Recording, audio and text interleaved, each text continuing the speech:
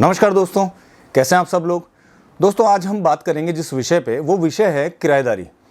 दोस्तों किराएदारी के बारे में अगर हम देखें तो इसके लिए जो स्पेसिफिक एक्ट बने होते हैं, हर राज्य का एक अलग अलग अपना अपना सिस्टम है। ये लोकल लॉ के अंदर बेसिकली कवर होता है। तो राजस्थान का जैसे अलग बना हुआ है, दिल्ली का अलग बना हुआ, ऑलमोस्ट एक जैसे ही प्रोविज़न होते हैं लेकिन ऊँचे नीचे होते हैं।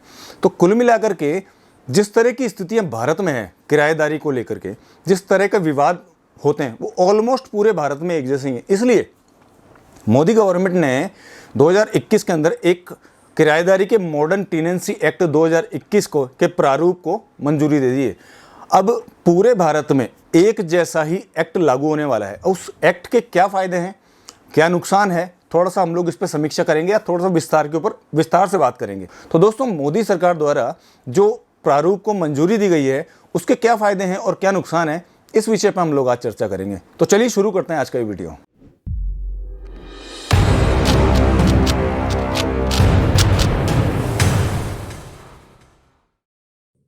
दोस्तों इस नए एक्ट में अब ये कंपलसरी होगा कि रेंट एग्रीमेंट लिखित में हो, जिस पर किराएदार और मकान मालिक के सिग्नेचर होंगे। इस रेंट एग्रीमेंट को लिखने की डेट से 60 दिन के अंदर अंदर रेंट अथॉरिटी के पास में जमा करवाया जाएगा और ये डिजिटल या फिजिकल दोनों तरीके से जमा कराया जा सकेगा। रेंट एग्रीमेंट 60 दिन में जमा कराने का प्रोविज़न इसलिए रखा गया है कि किसी भी विवाद की स्थिति में इसे काम में लिया जा सके। इसकी एक एक कॉपी किराएदार और मकान मालिक के पास में भी रहेगी। हर जिले में रेंट अथॉरिटी की स्थापना किया जाना इस एक्ट में प्रस्तावित किया गया है, जो कि रेरा अथॉरिटी के जैसे ही कार्य करती। रेरा अथॉरिटी या रेरा क्या होता है, इसके बारे में भी मैं आपको अलग से एक वीडियो बना के दूंगा।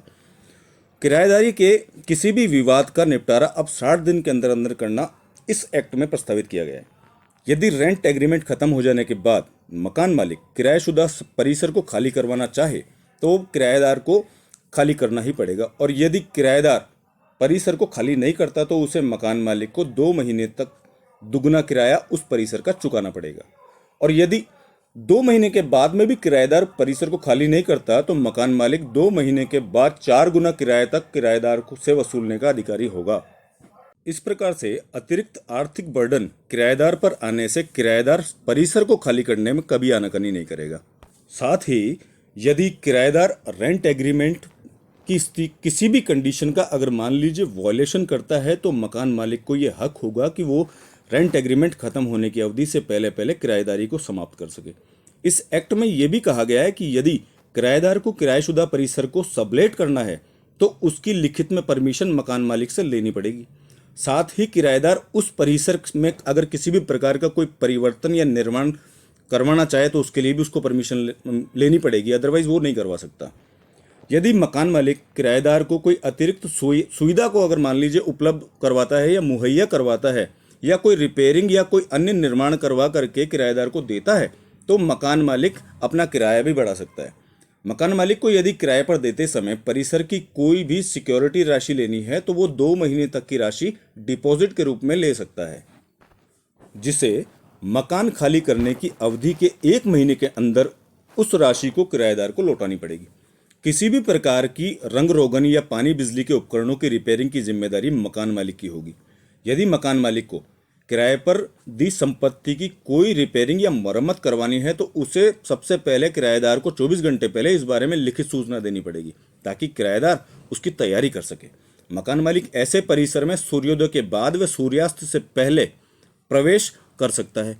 यदि किराएदार लगातार 2 महीने तक मकान मालिक को किराया अदा ना करे तो रेंट एग्रीमेंट की अवधि से पूर्व भी मकान खाली करवाने का अधिकार मकान मालिक के पास में होगा।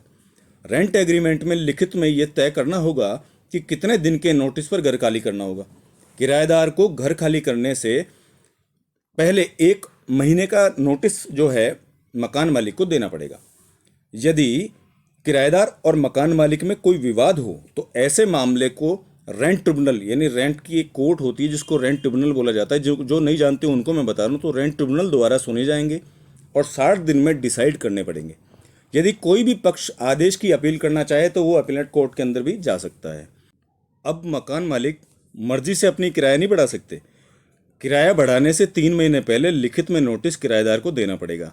यदि किराएदार की मौत हो जाए तो उसकी पत्नी और बच्चे उस किराएदार की स्थिति में स्थापित हो जाएंगे, उन्हें और उनको रेंट एग्रीमेंट की सभी शर्तों का पालन करना होगा। यदि किराएशुदा परिसर को रिपेयरिंग की जरूरत है और मकान मालिक ऐसा काम ना कराए तो किराएदार परिसर का किराया कम कर सकता है। यदि मकान मालिक ने कोई एक्स्ट्रा वर्क करवाया है या अन्य कोई सुविधा किराएदार को दी है तो किराया भी बढ़ा सकता है। दोस्तों, किराएदार यदि रेंट एग्रीमेंट की अवधि खत्म होने पर बढ़ाना चाहे तो मकान मालिक की मर्जी से इस अवधि को बढ़ाया जा सकेगा। ये मॉडर्न टेनेंसी एक्ट 2021 भारतवर्ष में सभी स्थानों पर एक जैसे नियम व कानून किराएदार और मकान मालिक के लिए प्रस्तावित करता है। इसकी मंजूरी कैबिनेट से मिलने के बाद में चंडीगढ़ राज्य में इस एक्ट को लागू भी कर दिया गया है। ये एक्ट किराएदार व मकान मालिक दोनों के हितों का संरक्षण करता है और इससे रेंट संबंधी विवाद भी कम होंगे। इस एक्ट की सबसे अच्छी बात यह है कि मकान मालिक किराएदार मकान खाली न करने की स्थिति में 4 गुना किराया तक भी वसूल सकता है, जिससे किराएदार ऐसे परिसर का मिसयूज नहीं कर सकेंगे और तय समय सीमा में मकान को खाली करके देंगे। तो दोस्तों, अगर ये वीडियो पसंद आया हो या वीडियो में दी गई जानकारी आपको अच्छी लगी हो तो वीडियो को लाइक करें। चैनल को अगर आपने सब्सक्राइब नहीं किया है तो वो भी कर लें और मेरे सोशल मीडिया हैंडल्स हैं जो कि वीडियो के डिस्क्रिप्शन बॉक्स में दिए गए हैं, आप उनको भी फॉलो कर सकते हैं और जनहित के लिए इस वीडियो को शेयर भी कर दें। तो मिलते हैं फिर किसी नए वीडियो में, फिर किसी नए टॉपिक के साथ। तब तक के लिए जय हिंद, जय भारत।